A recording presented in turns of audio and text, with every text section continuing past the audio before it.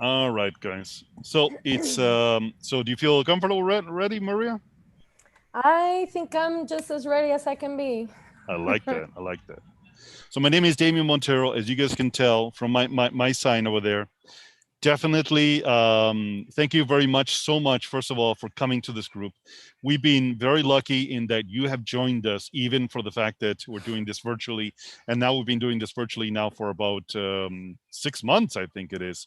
We started fairly early.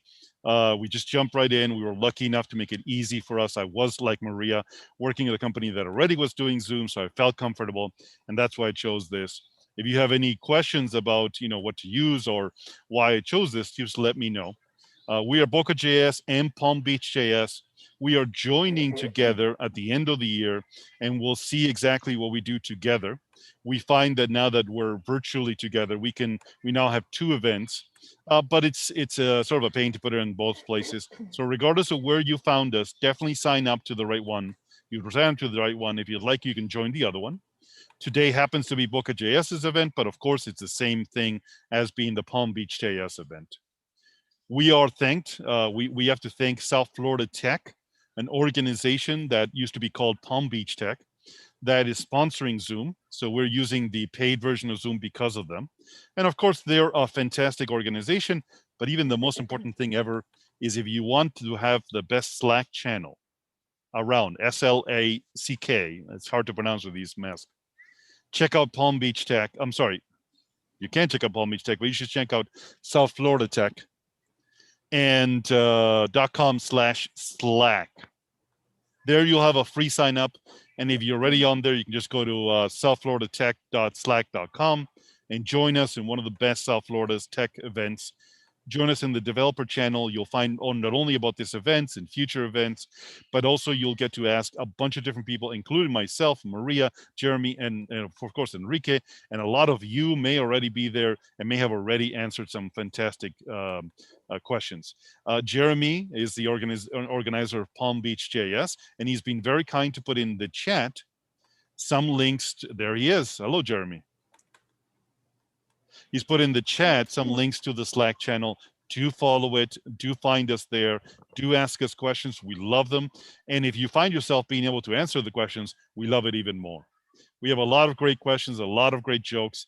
Me and Jeremy just inundate that with fantastic links, fantastic jokes. I take care of the jokes. He takes care of the links. You can tell he's a serious guy. I'm not the serious guy. So, on that, do you want to say anything else, Jeremy, about the event, about the group?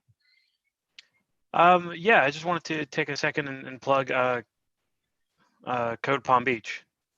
Please. We're a volunteer organization dedicated to teaching kids to code, and we're always looking for volunteers. So if you're interested in joining our online events, since we've had to restructure and figure out how to provide the one-on-one mentorship online, we found that the student to mentor ratio needs to be 2 to 1 at most. Before it was 5 to 1, 12 to 1 type thing. So if you're interested, I love to shout out that even if you're just a beginner in HTML and CSS and JavaScript, that's absolutely fine. Teaching is the best way to learn, in my opinion. And these students are really starting at ground zero. So if you know basic HTML and basic CSS, you can help out. Please click on the volunteer button and help out. We host multiple events throughout the month, typically on a Saturday. And if you are not a type of person who wants to interact with a student but still wants to give back to the community, I have a couple of tools. I just had it open. Tools to teach kids to type. So I have a couple of open source tools as we're looking at is a student typer. Shout out to Enrique. He just helped hook me up with translating this particular app into to make this as accessible as possible. So I'm looking for contributors to help me build out extra lessons, build out functionality, offer different translations, all sorts of stuff on this. You can find everything on github.com/Germbo, and feel free to submit a pull request, and I'd love to have you join. So that was my spiel about Code Palm Beach. Awesome. Fantastic. Well, without further ado, we'd like to present when Maria came to me and she said, "Oh, do you do your LinkedIn? Oh, okay. You want to put in the LinkedIn, Jeremy? Is that the LinkedIn to the group?" No, that's, I think yeah, I'll drop the link there. I don't know why I very didn't do good. that. So that reminds us, if there's any questions at the very, very top. I mean, I don't know how Maria, how you feel. Usually, I like to prefer that we leave the questions to the end. It gives us more of a chance for Maria to present what she's going to talk about, and maybe some of the questions you have during that time will be answered a little bit later. So, but during the conversation, please click on that little chat button there and take a look at it.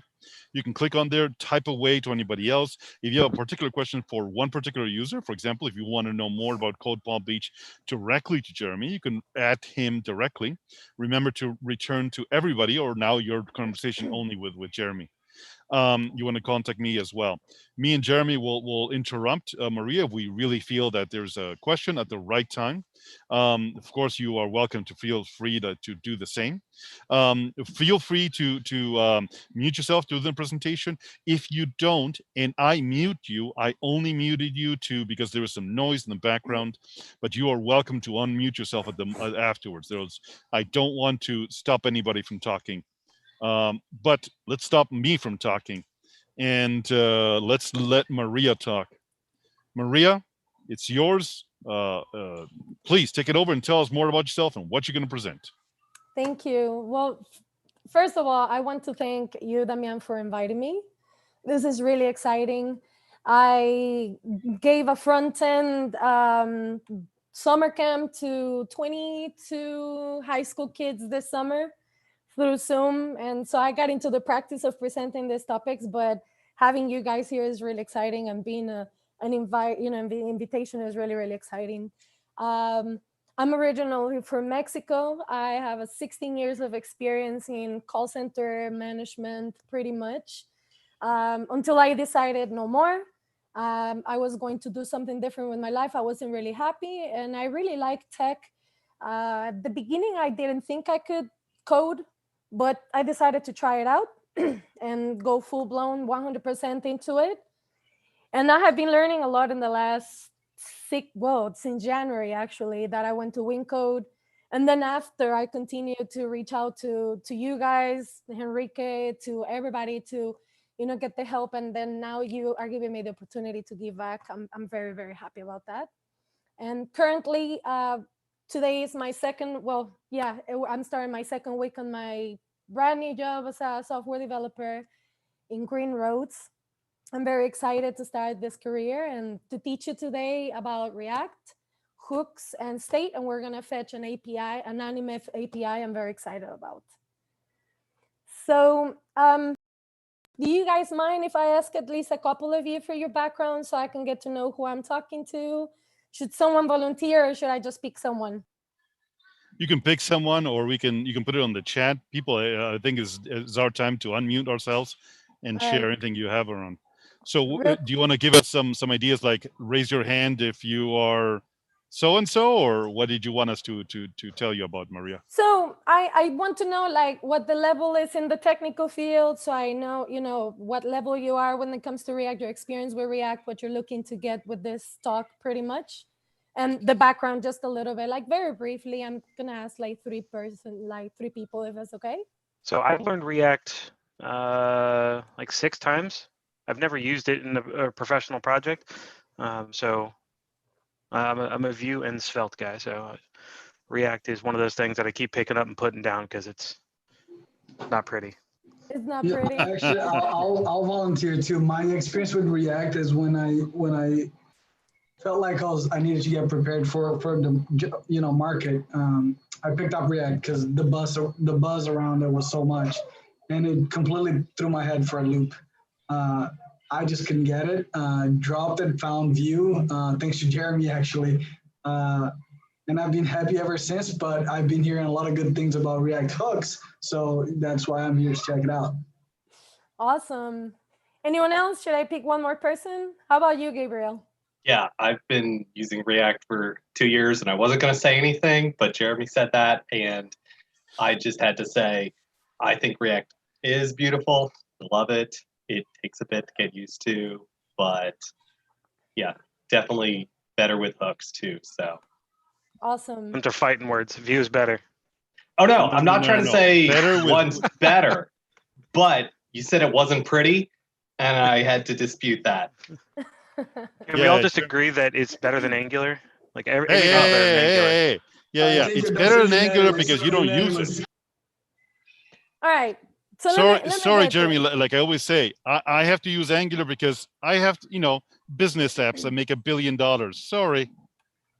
Or it's better than Angular because it's still being supported. Nah. Whoa. Fight. So there's a little poll question that came up there. I don't know if you saw it, Maria, or did everybody else see the poll pop up? I actually fill it out. Nice. I did too. So it looks like the most of us don't have any years. That includes myself, and then a few of us have a 1 year. And there was one person who created it. Nice. I like it. Welcome. Nice.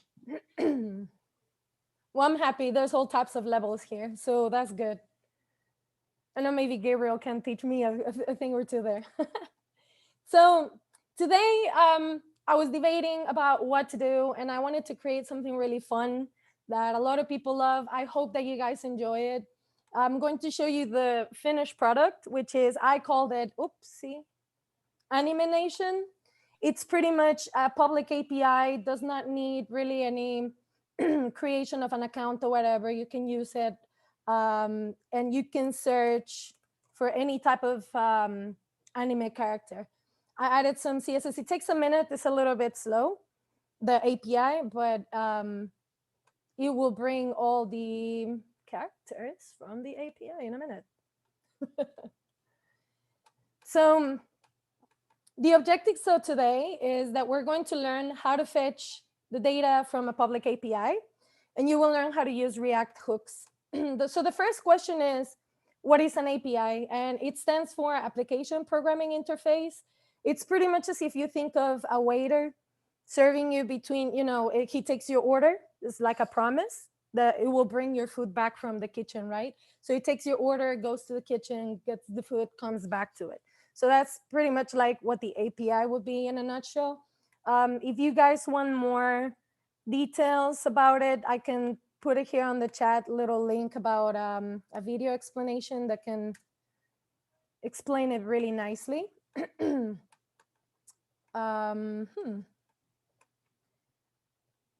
So to start, we're going to create a regular React app. So you just go to npx, create React app.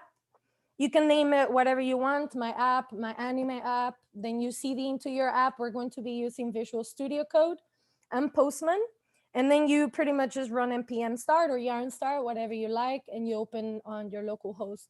Right now, already kind of started the project on a boilerplate, the bare bones. And the first step is we're going to create a fetch component.js and a fetch component.css. I already took the liberty of creating the CSS file, and it's just because we're not really going to discuss CSS today. So I already integrated it into our application. On the source file, you will go ahead and do your fetch component.js. Can you Yes. can you do us a favor and blow up the text? And someone requested to slow the pace down a little bit. They lost you at the creating app part. What did I slow down, please? Lost the creating app. Oh, you guys are coding along? Oh, awesome. I didn't know. Cool. Sure. I love that. Yeah, absolutely. I didn't know. That's awesome.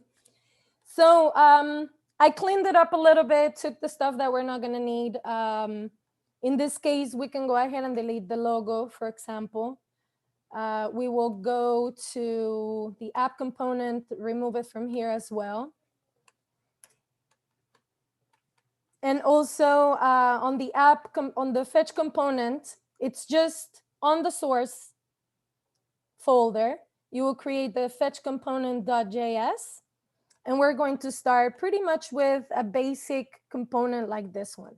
The first thing we do is import React from React. And then I like to use functional components. So it's just going to be a simple const You can call this however you like. In this case, I like to be specific and put fetch component or whatever I'm doing in that particular component. And then we are going to return a simple H2, just so we can see it visually when we import it into the app. I'll explain a little bit more. Now, we are going to export default fetch component. And we do this so we can go ahead and put it in another component. So if you think about React, you can think about it as in a bunch of Lego pieces that you can stack together and put one on top of the other and pretty much have small pieces of reusable code that you can insert in other components. So by putting export default, you can use it. In this case, we're going to use it in the app component. So you save this.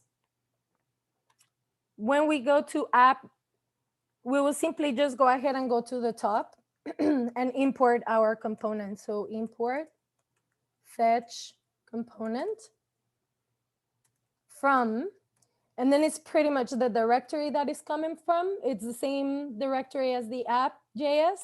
So it's just as simple as /. And then in this case, this is what comes by default with the React app. We're not going to really need it. You can remove pretty much everything from the div and just have a simple return. Oopsie, sorry. And then in here, we're going to go ahead and put our fetch component so we can go ahead and see the results on the browser. When we save this, we should be able to see fetch component on our, typo, on our browser. Where is it? Here. Perfect. So this is pretty much how we're going to start. The next step would be to import the fetch component into our app, which we already did. Like I said, we just imported fetch component at the top.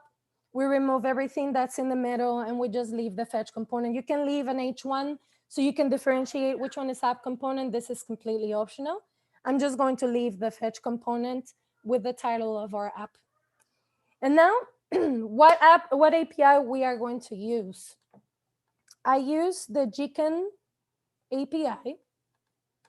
This is pretty much the documentation. It gives you a little sample of, how you will be getting the, and I think that's the reason why my stuff is not coming up. I think the API may be down. Sample APIs is up and running. Shameless plug. SampleAPIs.com is up and running. Oh God, sample APIs. Oh boy. Hey. You're getting me on the fly. I was like totally ready with this. Huh? That's an unbelievable resource. We'll talk about it later, but every one you're going to see. Awesome. Oh man, so I'm gonna have to use that one. Oh boy, I was not ready for that. I had already all my stuff, my CSS. Okay. That was just an option if the other API wasn't working. That's all. The one that's best for you. Use the one that's best for you. The sample API is something that Jeremy created and I helped, and it's amazing. Use whatever you feel comfortable with. It's just gonna test, I guess, my on the fly, right? Because this is not fetching, is not. Yeah, I'm gonna have to. All right. What do you think we can use for like anime type of? Actually, you chose something that you like very much. Yeah. So it's there. I saw you searching for certain things. Yeah, but see, it's the API seems to not be working right now. So that's the reason why I just noticed that. But what you are searching for is in the sample API. Yes. I don't have Naruto. Oh, come on. I have Futurama. Just click Futurama. on characters. Yeah, characters. And so if you hit that endpoint, you'll get an array of data just like that. Alrighty. So in this case, since we're now kind of improvising, what I like to do is to test my API in Postman. So what I am going to do is I'll put it here. And Postman is just a good way to test your API, to look at the shape of the body of the data. This is an array that has objects inside, and you can pretty much just choose what you like to display. In this case, you can have access to the name, the full name of the character. There's no images. Yeah, no images. The gender, etc. So you have a bunch of data that you can access. You can choose out of any API that you choose to work with. You can pretty much just choose what to pull from that API. Now, I was going to proceed to do a fetch. So let's go ahead and do that. We're going back to our fetch component, and we're just going to type a simple const. It's a function, an arrow function, and I call it fetch component. I mean, it's a fetch anime, but in this case, it's Futurama, right? Yep, Futurama. Futurama. So we're going to use this function, and we're going to put our fetch inside. So we pretty much just put fetch inside. We're going to put the API endpoint, like it shows here, which is just the URL. Then that means I'm asking to the client, like, go ahead and go to this database and get me stuff from this endpoint, right? When you come back, then turn that response into a response.json, which is, who doesn't know? Do you guys know what a JSON object is by any chance? So this is a JSON object that pretty much is an object that we can sort, through. It's got key value pairs, and we have that data like that. So we want that response to come, and we want to turn it into a JSON object. Once that JSON it's done, or that promise is complete, we go ahead and turn the data. And we are going to console log the data for now only. And then we want to catch any errors. So if our thing is not coming with any results, or there's any problems, it's going to catch an error. So you just pretty much create a function, console log error. All right. So this is pretty much it for our fetch. It's not going to really do anything right now, because we don't have anything to actually like trigger the fetch. And that is what we're going to do next. We are going to create a form that is going to help us to put that search. Question, this endpoint we can search, right? Or is like hard coded?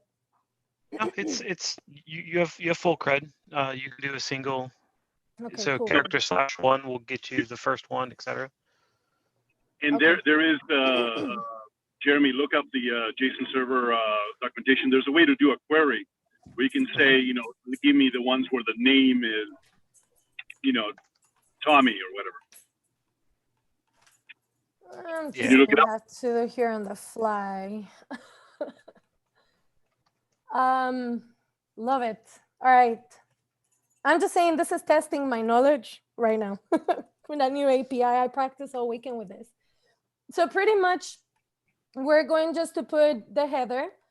The header is animation. In this case, we're gonna put Futurama. Characters. Just simple, so we can identify, what it is. And then here, we're just going to, in this case, I don't want to take too much time doing that search endpoint. So I should probably just put like a p tag so we can display the information here, pretty much. Okay.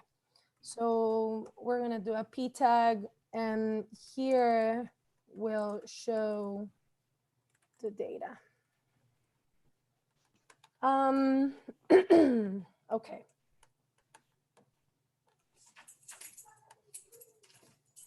So now in my original plan with this API that's not working, and I'm so unhappy about, because it's super cool.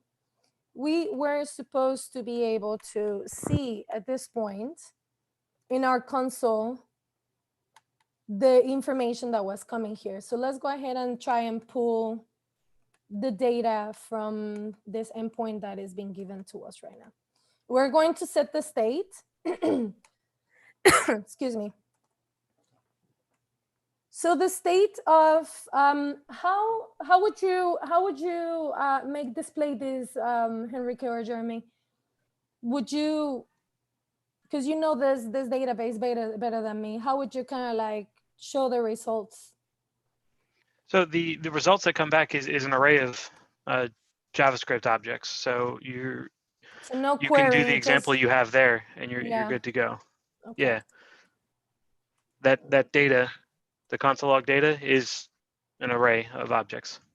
Okay, so we're gonna put Futurama, set Futurama. I love the Maria how you pronounce it. That's the right pronunciation, right? Futurama. Futurama. Now I see that the thing is just an array, so I am only going to leave an array here in my state. So pretty much what we're doing here is that we are importing use state hook from React. We're importing it so we can use it. And here is where I'm creating my hooks. Futurama is going to represent my default state, meaning if you think about this right here that we have, as you remember, it was just an empty form and there's nothing here, only the title. This is kind of hard coded. It's already there on the HTML. But then when we search for something or when we click on something, oh, there we go. I'm happy now. Yes, it's working now. So let me change that link real quick, okay? Oh. Yay. I'm so lost right now. Hold on, guys. There, here. So when we go to the API, we get here the documentation, and here is the endpoint. So this is what we're going to test in the Postman. We're going to use search. So we're going to type search. We're going to look for characters because we can look for anime, manga, person, or characters. So in this case, we're just going to go for characters. And then it gives you a query. So in this case, it's just as simple as question mark equals. So here is, let me copy it from here so you guys can see it. And I'm hard coding right now a character, as you see. It says Judy, but it really doesn't, it's going to change. Eventually, we're going to put some state so we can have the query like this.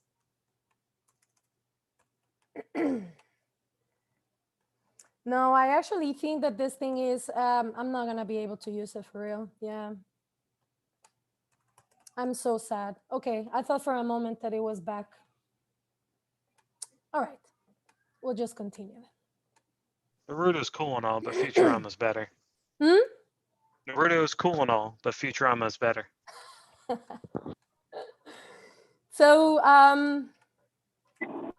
okay, so we're going to now, I'm not going Jeremy, help Maria look for the way to do the query, please. Yep, I posted an answer to the query, is it, oh, you got the endpoint for the query? Mm-hmm.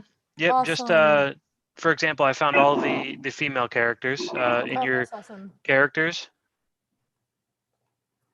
So yeah, I add question mark gender equals female. Yeah. Yeah. And this will return, get rid of the extra space that was at the end of the URL. Oh, I see. Perfect. Oh, there it is. And there should be a search like we can search for everybody whose first name starts with L or something like that. We'll keep it simple. Yeah, so the only thing you need to do is in the console log where you have the data, like set Futurama data, to that data, and you have the array of information you need. Like this one, right? Pretty much. Uh-huh. Mhm. Yeah. So in the fetch on the then, instead of console log, set Oh, the yeah, data yeah. to Futurama. Set Futurama with that data. Ooh, I was getting there. I was getting there. I had it broken down in pieces. Promise, promise. Mhm. We're going to set now, because we have the query. Thank you so much for helping me with that. We're going to set up the state of, I know this is not the one we're working on, but we're going to set the state of the input because it's going to change as well. So we're going to call it query and set query. So we're going to do the same thing as in Futurama. We're going to say query, set query, and then pretty much the same thing is use state. And because the initial query is empty, like it's here, we're going to also make it an empty string. So that's the reason why we're going to put a string, because the Did you default explain what the square brackets in the two items are? Like, why'd you call it query and set query, and what's the square brackets doing? Well, what I can explain, I was going to go through it again. Thank you. We are importing the use state, which pretty much helps us to use this hooks in React. React allows us to use hooks, and it pretty much saves us the time from having to manipulate the DOM and the changes that happen when somebody clicks here or search there. What this does is that it only changes one thing on the browser. So when you're using HTML, CSS, vanilla JavaScript, and you're manipulating the DOM, JavaScript is really fast, but the browser is really not, and it takes a lot of time for this to render.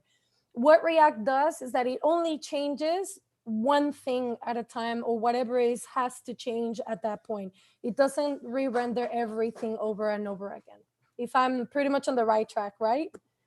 And so, Well, yeah. The question I was asking is what's happening with the square brackets? Like, why did you come up with query and set query, Futurama and set Futurama?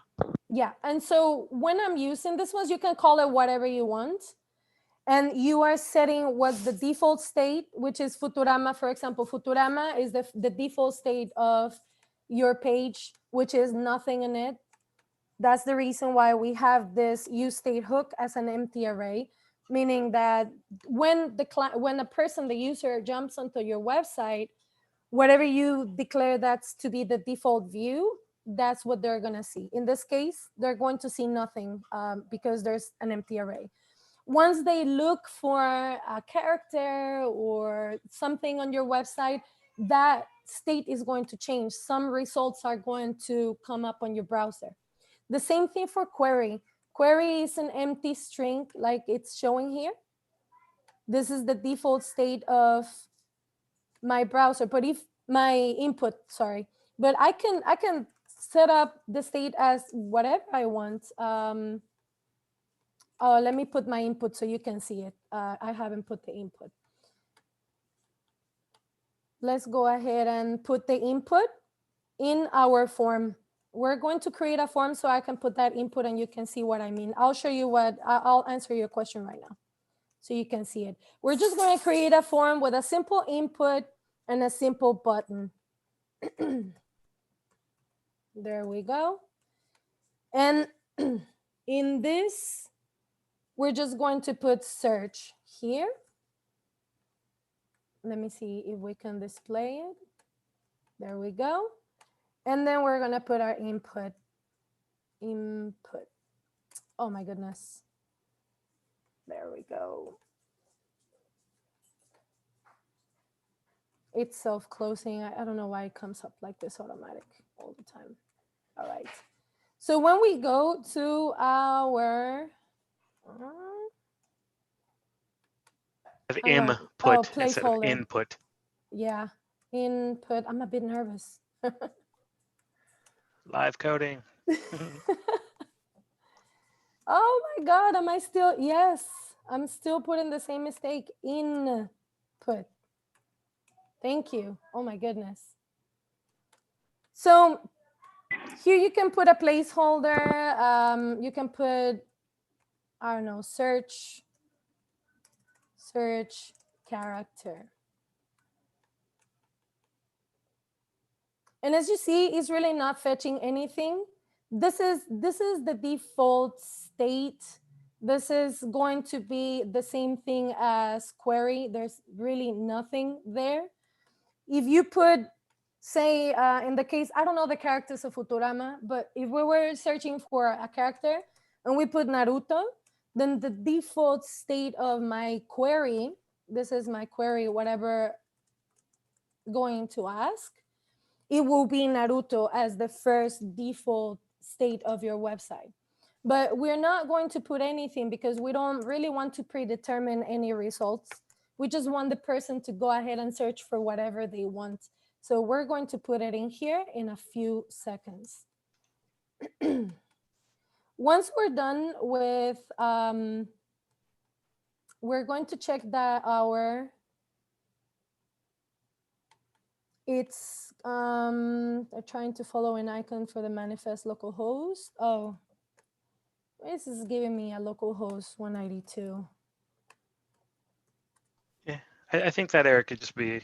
It can be ignored? Yeah. Yeah, okay. ignored. It's just saying it can't find an icon. Yeah, okay. So we'll continue. So I may need a little help here because at this point, I should already be able to put my data here from my original API. Yep. So if you go to your code Mm-hmm. and on line 11, instead of console logging the data, I'll just put the set query, right? Uh-huh. well, the set Futurama. Set Futurama, my bad. All right. Oh yeah, because I went a little bit ahead of myself here. Now, what's triggering the Futurama? What's It's triggering assigned, but it's never used. The fetch, line 8. What's triggering the fetch? What is triggering the fetch? The Futurama. This one, I still have to put it in. Is going to be a set query and a handle change. So when you click on the button, it calls on that function. Okay. So I am going to, I'm sorry, I'm gonna have to move this down so I can type with you guys. So in here, I will be just creating here on this input, as you see.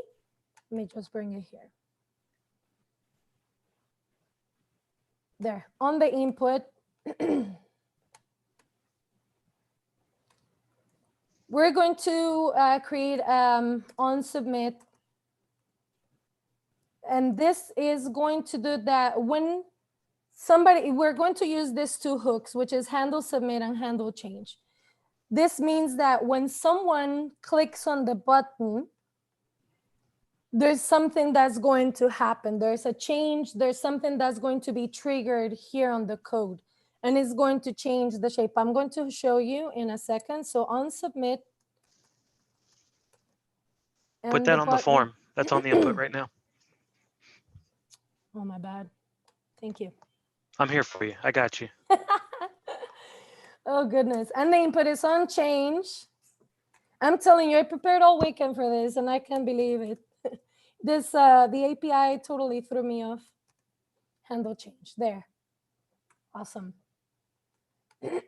So we are going to now create this little function, this little arrow function that we have here at the top, right above, right under the query state. So we're going to say, we're going to create a function, just the regular arrow function, that's going to pass an E or an event, however you want to call it. And I'll explain when we see what's happening right now. It's event, the target, the value.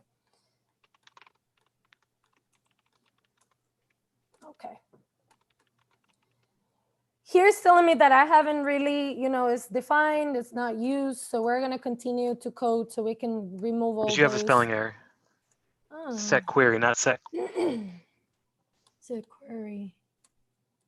On line 9, you have a T instead of an R. Set query. There you go. And then handle submit. I need to. Because that function doesn't exist yet. Yeah. We are going to go ahead and Now, instead, do you remember that we had here the female? Tell me. Oh, I thought somebody was going to say something. Okay. As we were saying, the state here is going to be whatever a person wants to look for, right? It can be a character, it can be a specific country, or whatever that you're fetching, you know, whatever they're querying in your input, you want to go ahead and make sure that it comes from the search bar. So that's why we're setting the state for our input, the search bar. In this case, query and set query is going to handle that. We're going to set this one as an interpolation. This is what it is. The interpolation is inside of the back ticks. We have a little $sign and curly braces. That means that we can use some code from the outside. That's why we have it here. So here we're going to put query. All right.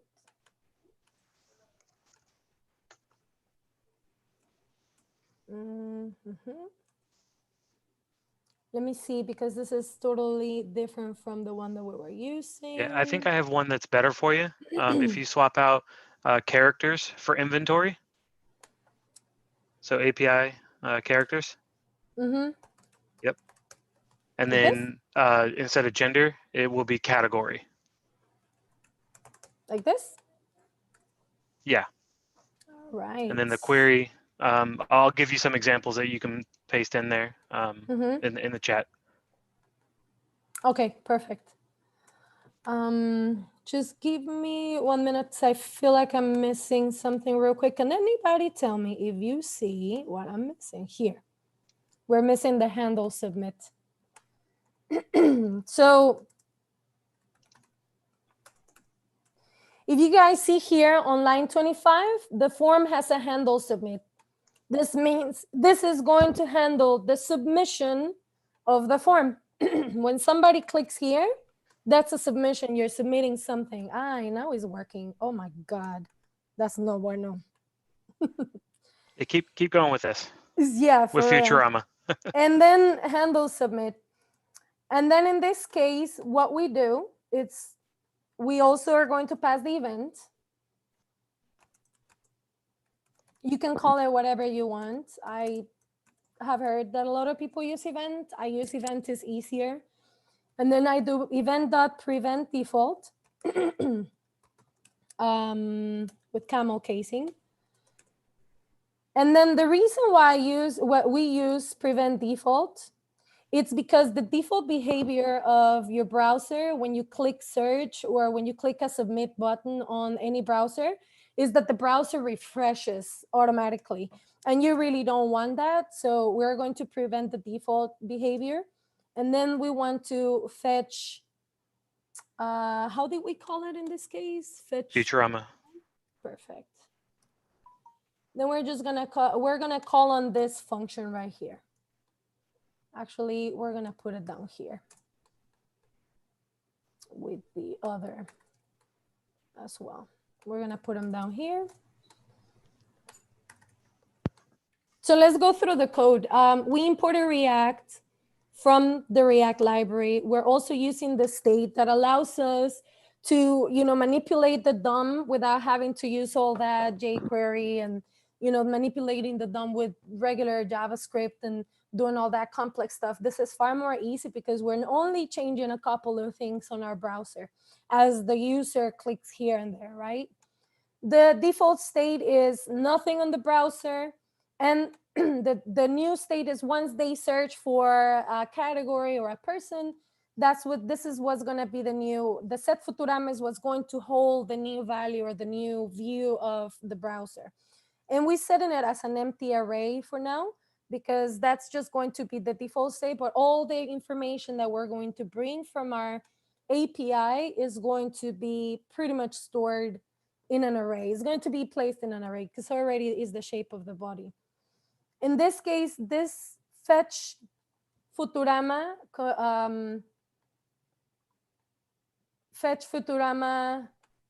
function, it's only taking care of one thing, and this is the fetch that is fetching to our API endpoint. We're setting the query, meaning whatever we're looking, as the default, which is really nothing. It's an empty string for now. Then eventually is going to turn into whatever the person query for, whatever the person input on that field, that's going to be the new state or whatever we're going to bring from the API. And we're sending it again as an empty string. We're receiving the response, turning it into response JSON. That data now is going to be set here, as I explained before, into the new state of the page, and it's going to grab that data, and it's going to be, that's the reason why it's grabbing this data into this setup function, because set Futurama is now was holding all that data from that API, the search that the person did on the browser. And if we have any errors, then we're going to catch them, and it's going to be console, it's going to be logged. The handle submit, as we were explaining before, it comes from here from our input. It's going to help us because when somebody clicks the search button, it pretty much tells, you know, we're going to do the type submit, by the way. Submit. So we're making this button the type of submit, meaning when you click on the button, I'm submitting some information. And when I'm submitting information, I want that on submit, when somebody submits, to handle that submit. Meaning, when somebody clicks the button, it's going to trigger this function called handle submit. What is inside of the handle submit function? It's pretty much those two things that I wrote down right here. The one is going to prevent the default behavior that refreshes the screen. The second one is going to go ahead and call on this function. So when someone clicks the search button, it calls on this, and this function we call on this one. So that's how we are going to be able to obtain our information into the browser. Also, the handle change, when somebody clicks on the button, is going to, the input is going to handle a change, and it's going to call on this function right here. That is now going to say, well, now set the query, as we discussed here above, is the new state as to whatever they put here on this input field, right? If they put Futurama, whatever category they're looking for, that's pretty much what they're going to say is like, okay, whatever the user put here on this input, go ahead and on the when we come with that data, go ahead and handle that and put it on the browser, pretty much. It's in a nutshell. We're going to be able to see how this looks on our browser. And should we put, how do I search here? What do I search for food. I don't think you're using the Futurama item. Oh, no. No. So what I like to do when test things out is just throw it in a pre-tag. Since you don't have styles for it. In your code. Underneath form. Do just like this? P-R-E. Oh, I didn't know that. Okay, that's good to know. Like this. Yep. And then curly brackets. Yep. Yeah. Do JSON dot stringify. Capital JSON. All caps. JSON is all caps. And then pass in Futurama. Here. Yeah. Okay. Null, comma, 2. Null? Yeah, so comma, null, comma, 2.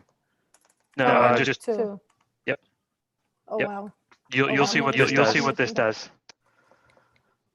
What does it do? Now type in food or app. Do capitals just in capitals. Just what the data is. What the data is. Capital F for food. Because I think it's case sensitive. Bam. That's nice. I'm used to see it here. Oh, this is pretty. So if you type in with a capital A, you'll see a change. App. This is nice. In this case, I think I can.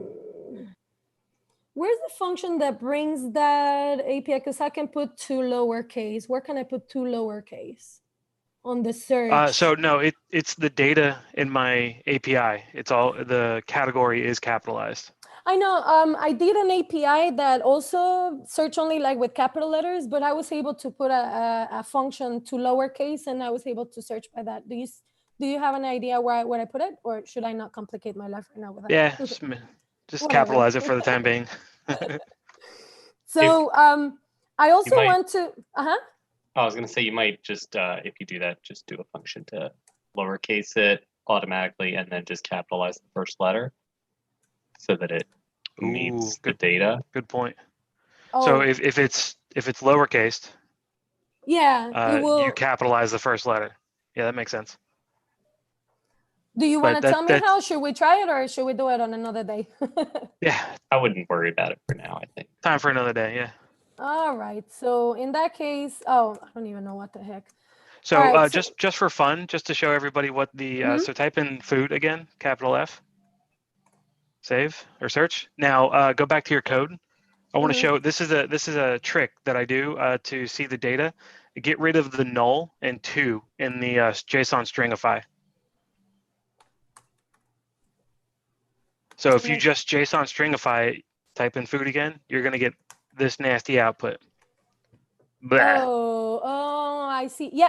Okay, but that's the same thing. That's great. That's a great example. So if you see this JSON stringify, what it's doing is that it's changing all that raw. Let me do it again. It's just prettifying it a little bit. It's telling you to indent, and the null is replace characters, and then 2 is how many do you want to indent. It's a lesser known parameters of the stringify. Awesome. This is really good. Thank you so much. I'm going to keep that for sure. Yep. Steal it. Everybody use it. That's gold right there. For sure. Yes. Because I always go to the console. So no, this is beautiful. I love it. So we already set the query as to, like we already showed you. It's pretty much fetching, what was the other one? Okay, food, right? So whatever we put here, it's bringing stuff from this endpoint.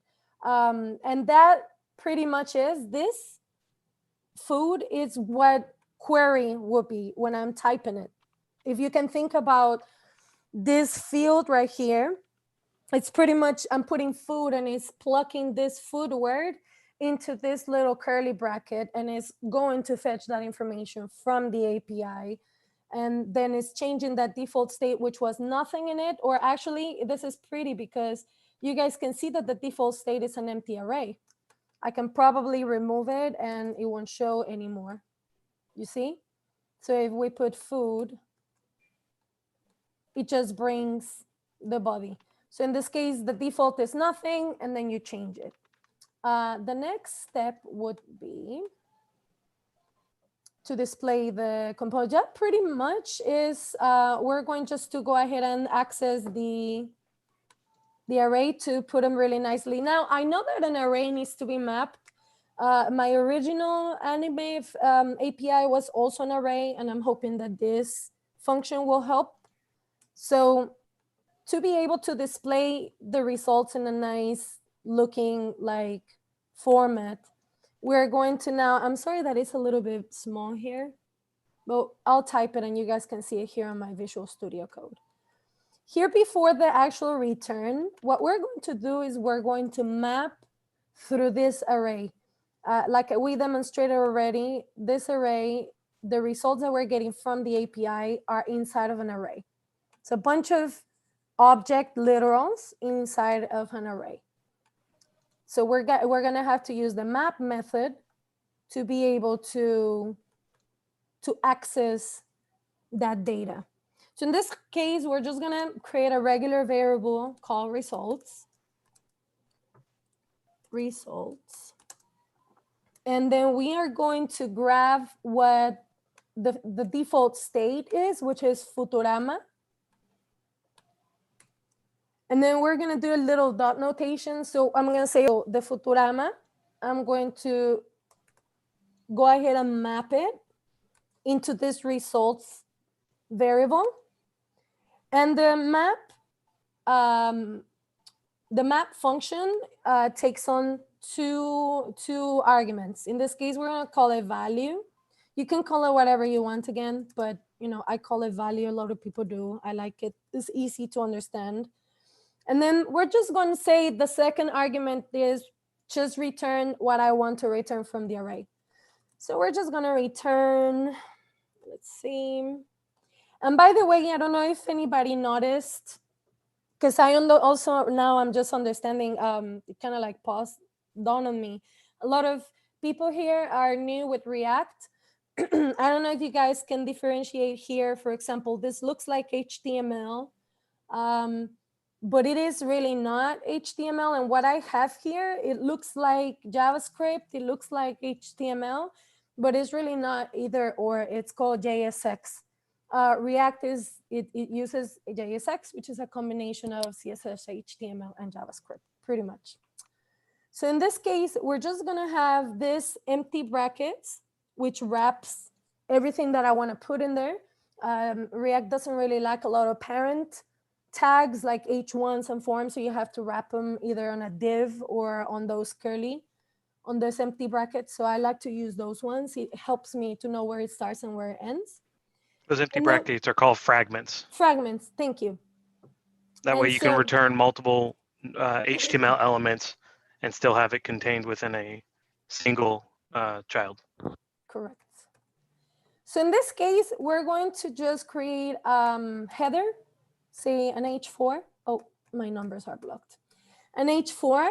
And what we're going to get here, if you see here, I'm using curly brackets because inside of this function, I can use the curly brackets so I can access stuff that's outside of my function. So in this case, we're just going to call value dot and then whatever we want to grab from title. Yeah. And if you do a paragraph underneath that and do value dot category, I was it'll just tell you gonna the say, title like, and what what would be category it's good? in. I was just gonna ask you, like, what would be good to show here? Okay, so value dot, you said, sorry, again? Category. Oh my gosh, what did I do? Value dot category, right? Mm-hmm. All right. So in this case, what we want to do is to display this, that this is just a regular, JavaScript. It's a little JSX, but it's just like a regular JavaScript map function. Again, we're just gonna call it results. We're gonna map through the array of objects that we got. And then in this case, I'm just gonna comment this out. I'm gonna cut it out and put it out here so I don't lose it. And then here, we're going just to put a simple curly braces result. And we don't need any p tag. We don't need any h1s or anything because we already determined that in the second argument of our map. We're already determining here that we want an h4 and a p tag. So that way you don't really have to do anything. All this does is it displays whatever we're returning from the results.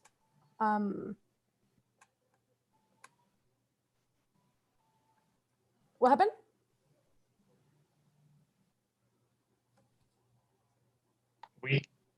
Are you able to speak up? We can barely hear you. Yeah, I can't hear you.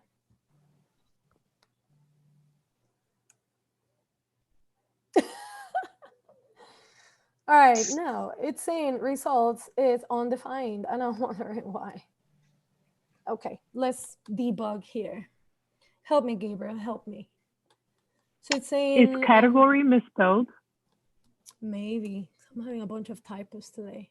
Where's category? What line? I think there's an extra R. Oh, with my typos today, man. I can't.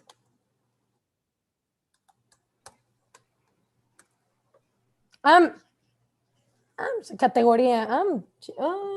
So it's saying cannot read property results of undefined. So it's pretty much so Futurama.results.map line 24. It's just Futurama, no results. Not results, only map? Huh. Because my API isn't returning the results. Oh, Oh gosh, yeah. I'm too stuck on that results thingy. Okay. I think, So- is this running instantly on load before the API responds? It is. That's the other problem. So your response is undefined when that result So is first, defined. go back to your use state line 4. Make the default state an array. Oh, Put the okay, array okay, back. okay. Got it. Oh, okay. I took it for showcase. Okay, perfect. Mhm. So now when we search, when we put any name here of the category, when I click, remember what's going to happen, right? It's going to trigger like a domino effect. It's going to say, oh, okay, so they want me to handle a submit button. I'm going to go ahead and call on this function to get all this data, right? And because I'm coming back from this data, I want to handle the change down here, and we're going to go ahead and display all this information thanks to that results map array. I mean, function right here. And that's pretty much it. It threw me off completely not having my API that I practice with so much. I'm going to be You honest. handled it like a champ, though. Oh my goodness. Can I Um, take a second and pause please. and just commend you for a good job you've done? This is not easy. You've prepared so much using that one. It didn't work out, and then just you being able to pick up and go with whatever, go with the flow that is hard to do. Thank you for the talk. A round of applause on that one. Thank you so much. Please ask me questions. I know I'm a newbie too, but I know here's a lot of people that can answer those questions if I can't. I do have one comment that I want to Yeah. point out, because you didn't quite answer it. I know a lot of people have problems with this concept. Oh. So on line 4 and line 6, right, the square brackets is array destructuring. So use state is returning an array, and in spot 0, index 0 is going to be the data, and in index 1 is going to be a function. You're calling it Futurama and set Futurama, query and set query. Those names can be whatever because of the array destructuring. So that's the key I wanted to point out. Whereas the square brackets on the left-hand side of the equal is array destructuring there, because useState returns an array. So that's Gotcha. I know people are a little confused at that, and they don't know quite how to ask that question. So what the term is destructuring, and you can see this with objects as well. You're kind of doing that there in line 1 for use state. Oh yeah. Object destructuring. Okay, got you. It's the same thing as the const on line 4 and line 6. I guess I just didn't array versus understand object. that specific question as to the brackets. Okay, I thought that you were asking like what they were doing. Okay, cool, awesome. Yeah, it's like I don't know how I was going to say that, but you're defining a state variable and an update that variable function, a function to update that variable. Perfect. The array destructuring, no. The use state returns an array of those two things.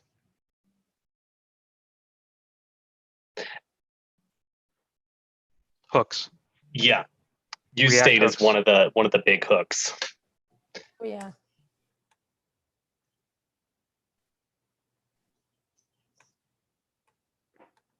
Well, because the shape of the data is an array, like, I think, right, Jeremy? Yep. Go to sample APIs. It's the 4th tab. Here, I was looking for it 5th or like 6th. crazy. Go to the 6th tab. Yeah. Oh, 1, 2, 3, 4, 5, 6, 7. One more over. Yep. Yeah. So if This you is the see data. here, it starts with an array. Mm-hmm. And then the array has a bunch of objects. If it was an object and then an array, then it will be what I was doing. That's why I got mixed up, because Exactly. you could have put here as an object and then say that here it's like an object and you have results, and the results is an array and all the stuff is inside. Then that's what I was doing. Right. But in this case, the data is in an array. So that's why. Mm-hmm. I think to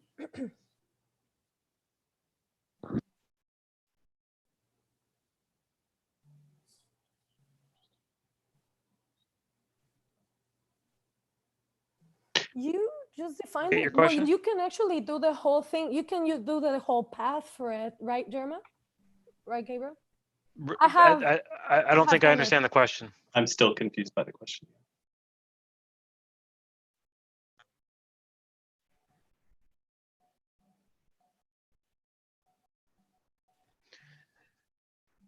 You would have different hooks for that. If you have a hook that is deeply nested, from my understanding, the best practice is to separate out those hooks. Yes, you can have an object that's deeply nested, but it's not performant because it's looking at the entire object every time it needs to re-render. So by separating those things out, it's only looking at the thing that it needs to potentially re-render because it knows where to go by the set Futurama or the set query part. Yeah, it's kind of replacing the old model of you'd have one state variable, and then that would have all those properties inside it that were all your different pieces of state. But then when you had to update it, it was difficult to update it immutably. Oh, I thought I had one example here. I do have one fetch. I will send it to you that has what you're talking about. It pretty much kind of like I already preset everything on the state. It's not the best practice for what I understand, but it can be done. You can set the whole state, like hard code the whole state here. You can like open it up and then put whatever, like, name, empty string. So you can definitely do that. But for what I have heard, it's not the best practice. And I think when you use state, you have to pass it something when you initialize that. I believe. I don't remember which one was it because I have here a bunch of. By the way, I put the REPL for the original Gcon API. It's pretty neat. I like REPL because you don't need to set up your environment. You don't need to download a bunch of stuff to be able to run this like on a local host server like this. You can just do it on your browser pretty much, and that's why I like it. So if you guys want to look at the code and you guys want to look at the CSS, you can run it on your local, you can fork it and make it yours pretty much. And you can have access to all my repos. It's all like beginner, intermediate, React, JavaScript, CSS.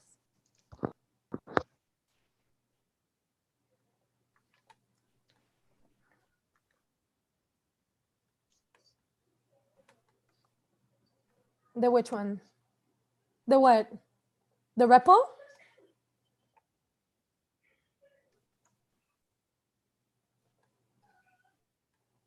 Yeah, the GitHub. Yep. Well, the REPL, I like to share the REPL because not everybody has. Oh, here it is. I know this is not the best practice, but I think this answers the question that you had. You can, on this one, this is a Dungeons and Dragons API. And I'm setting like a hard code already state, just, and then I do a lot of dot notation on my results, but you can do it, not recommended. Yeah, the reason why you have to do this way is because if you initialize it with an empty array, on line 29 and 30, you have value.url and value.name. Name and URL don't exist on undefined.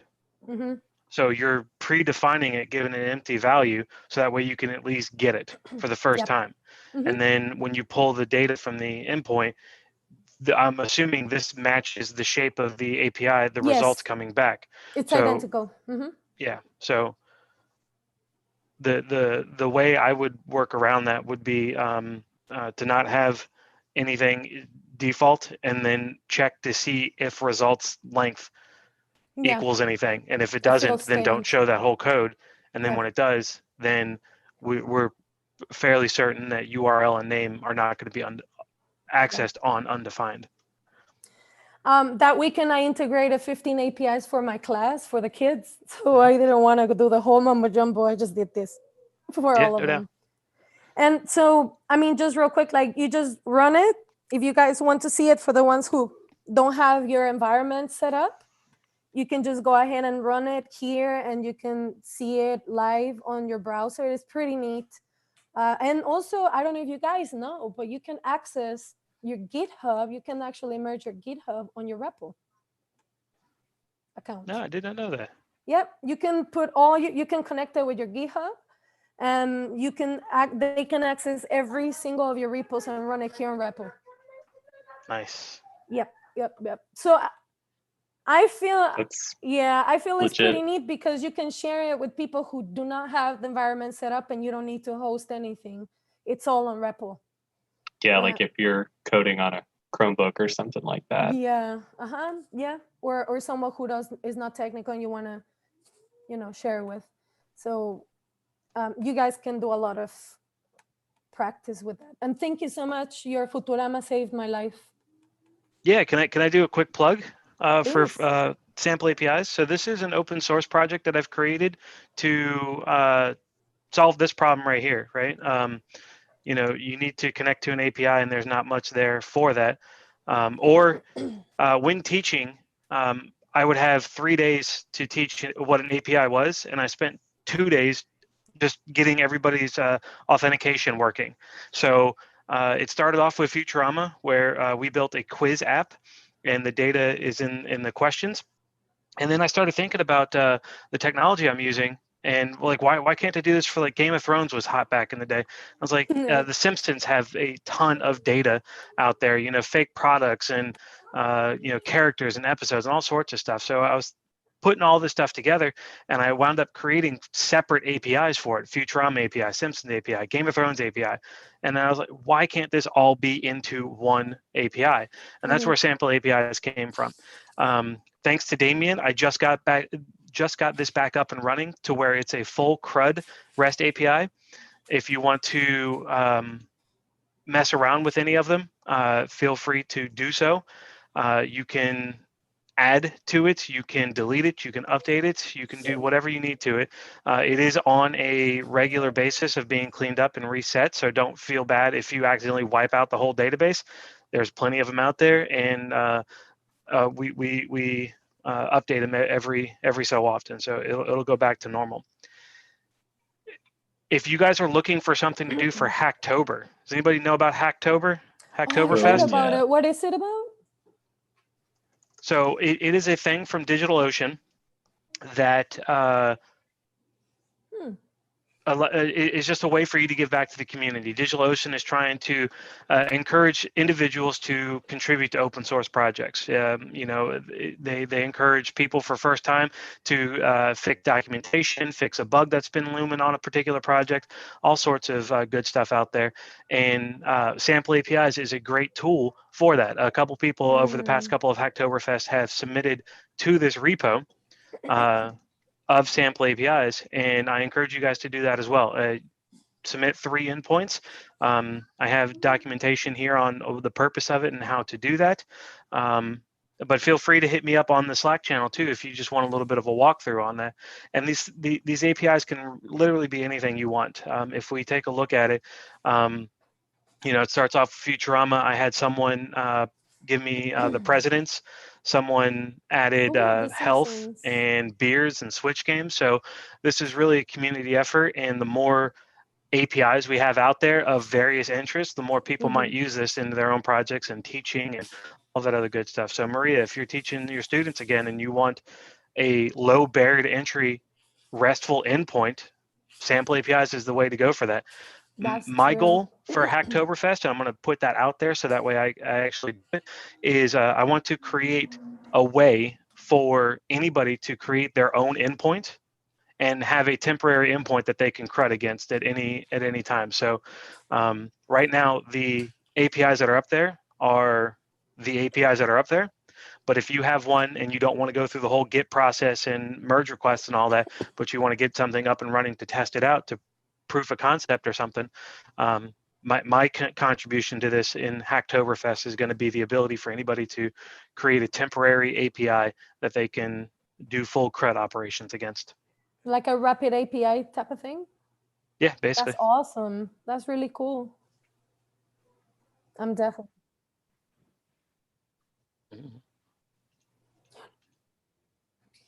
Yeah.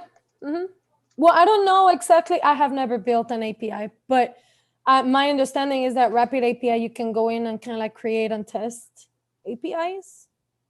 I've used a couple of APIs from there, like the Love Calculator and a COVID API for the class, for the kids.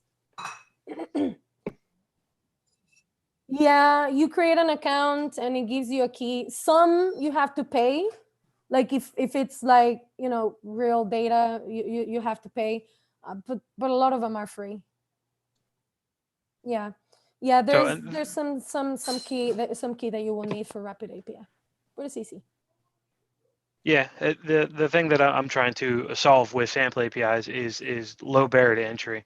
Yeah. Authentication is an important part of it, but when students are trying to wrap their head around what an endpoint is, what are HTTP verbs, and you know, what does CRUD mean, you know, that authentication layer is a barrier to entry, and people usually just give up for that. So sample APIs is no authentication necessary. It is rate limited, so you can't like spam it, or if I get a bot on here, you know, and all the data lives on GitHub. So if it goes all down, I just tell Damien to push the data back on his servers. True. That's pretty cool. Big fan of sample APIs. Ah, thanks. Good job there, man. Yep.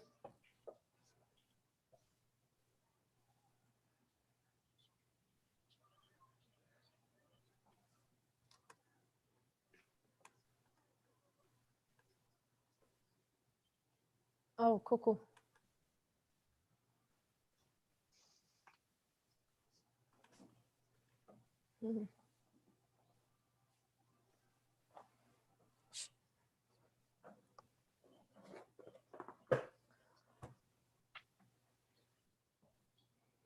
Yeah. I mean, I don't. No. That's so hilarious. You throw me over the third coin. I was gonna say like so much stuff. I mean, I know that there's a lot of people with different backgrounds and different levels of understanding. I'm new. I consider myself like I haven't even hatched. I really just transitioned into tech in January 13th. I want to, encourage you, for the ones who were in tech before and kind of like went away and want to come back to it, or the people who are dabbling into it and they're not sure about doing it, just go ahead and do it. It's very rewarding. I love to code. I do it for fun. I do it every day, all day, pretty much from Monday to Sunday. Just don't be afraid of feeling like you don't know. I guess that would be my only advice, and the biggest obstacle that I had to pass even from WinCode when I did the bootcamp, which was a great experience and they teach a lot. The only thing is that I had trouble understanding all the concepts, and I just had to be brave enough to accept that I was going to feel less smart, I guess, sometimes, and that I was going to feel very lost and I was going to feel like I didn't understand, but it was okay to feel that way, and that a lot of people have felt like that before. And there's a lot of people around me that are just willing to real quick just jump and help me. You, Damian, Gabriel, people from all types of communities have helped me with all types of things. So the community is amazing. And thank you very much for inviting me, by the way. Absolutely. This platform is for you guys as well. As Maria pointed out, she's relatively new to the industry. You don't have to be an expert to come out and talk about something. You just have to be passionate about it. And the beauty of the community is, and not being an expert on something, is it really helps you understand at a deeper level, because someone's going to ask a question or point out something that you may not have considered, or you might help somebody out who's about ready to jump into the same thing that you're getting into, and you might save them some time as well, or you might solve a bug for them that they predict is going to come up. And that's really what this community is all about. So if you're not on the Slack channel, get on the Slack channel. The developers channel group there is active, like Damien mentioned. They're on it all the time, and someone there is an expert or willing to help is with whatever question you have on there. And also consider giving back to the community too. If someone posts out a question on there, try to answer it. Try seeing if you can help it as well. The best way to learn something is to teach it. I cannot stress that enough. And these types of meetups try to reflect that, where we have industry veterans coming in, you know, from 15, 20 years, and then we have industry green people who are just getting in there, and it's all great content. Again, really need to commend you on your job of, you know, going with the flow. Things didn't work out the way they were planned, but that is a hard skill to do, and a lot of people just give up and move on. So great job on that. Thank you. I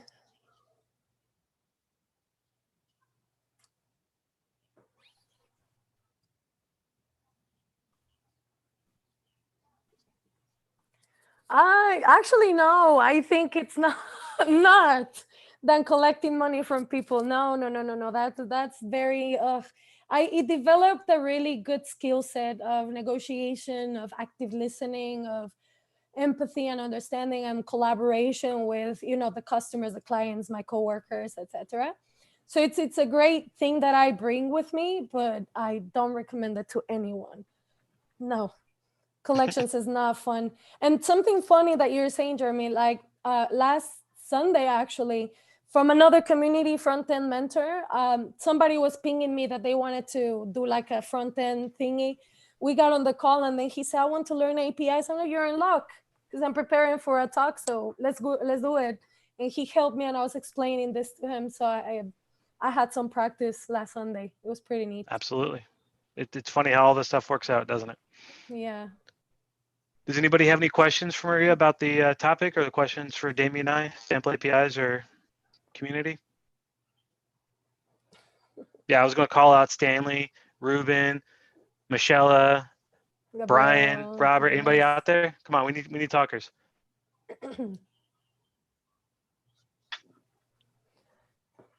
Gabriel is master. He needs to. We'll talk.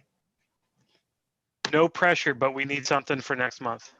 He's really good he's really good in React. I know that. Thank you. I was going to just comment that I've heard many people who have been in this industry for a long time say that, you know, they wouldn't dare code live at a presentation. So I was very impressed. Breaking the mold. Yeah. I've heard that too. That's not easy. Yeah. Oh boy. You know, I'm going to tell you the truth. What Jeremy was saying about teaching being the best way to learn, it is. When I got the job as the head instructor for WinCode for the summer camp for these kids, I couldn't believe that they gave me the job. That's first things first, because I was like just out of the boot camp, barely understanding React and Fetch and all of that. And I had time to study and dedicate myself. I suffered through each and one of the lessons that I delivered because I was also learning that stuff, but it came out perfect. Everybody understood, everybody came up with really nice final projects, etc. So definitely learning something and then turning around and sharing it with someone, teaching it to someone, it's the best way to solidify the knowledge. So even if it's just to a teddy bear I have here that I talk to him because my family's sick and tired of me talking about code.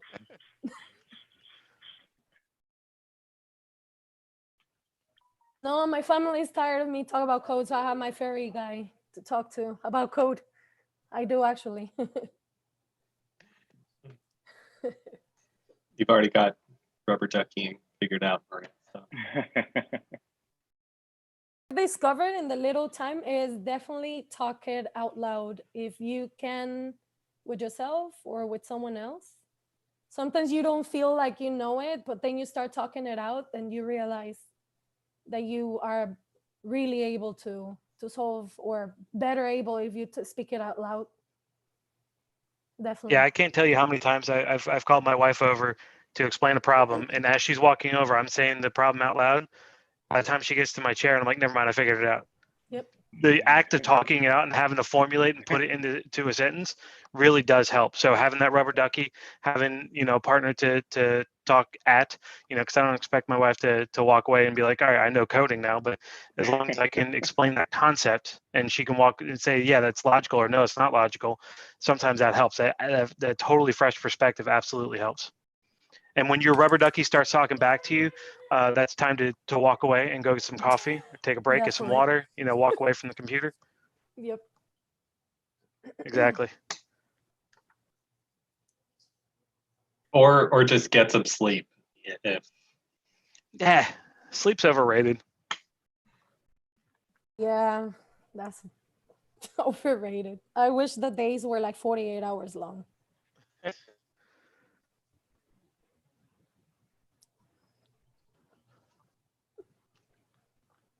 Oh, physics. All right, cool. Well, thanks everybody for coming out. Maria, Thank you so again, much. awesome job. Thank you. One last plug that I want to do is in October, right, Damien? October, we're going to do another annual Ask the Experts panel. So be on the lookout for that. We have experts from all over. We have a couple of junior developers. We have a UX developer. We have a project manager, a community manager, like a dev relationship manager on the panel. So be thinking of your questions. Or we're going to send out a survey coming up so that way you can fill out the questionnaire. And tell your friends about it too, because this is going to be big. We got some pretty cool names that we're going to name drop here in a little bit. It's coming the last Tuesday of October. And it's an annual event that we have where we just ask the experts, and it's a free form conversation. It's going to be interesting because we're going to be virtual. So how to do that appropriately is going to be fun. Damien's going to be our MC, and we'll make it work. So thanks everybody for coming out. All right. Thank you.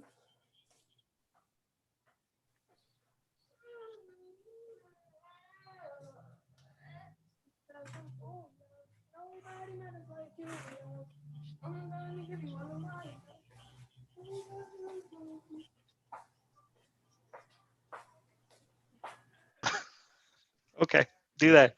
Do what he said.